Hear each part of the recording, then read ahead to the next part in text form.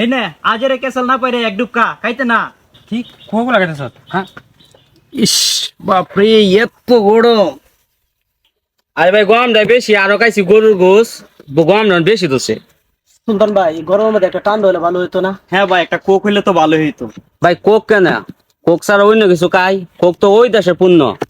আর এই ওই দেশ মানে কোকই তো ভালো। আমরা পূর্বকাল থেকে কোক খাই আসছি, কোক ভালো পূর্ণ। এই সুয়েল যাও, তুমি একটা কোক নিয়ে আসো। আচ্ছা সুলতান ভাই, ভাই একটা কোক দেন তো।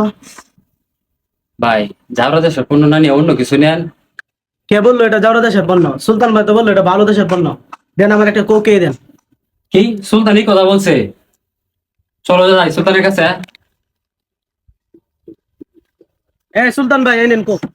কিরে সুলতান, তুই কাল করে নিয়ে কি কথা ধরাইতেছ? এটা নাকি ভালো দেশের পণ্য? হ্যাঁ কি কর? কোক তো ভালো পূর্ণ।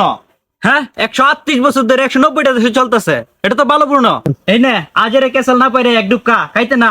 কি কোক লাগাইতেছ? হ্যাঁ তুমি জানো এটা কোন দেশের পণ্য? এটা হচ্ছে জাউরা দেশের পণ্য। আরে আমি তো জানতাম এটা ভালো দেশের পণ্য। দূর মে তোমার জানা ভুল। সঠিক কথা আমার থেকে শোনো। কোকে দেখ একটু থুকে, যার জন্য মরছে মুসলিম ফিলিস্তিনের বুকে।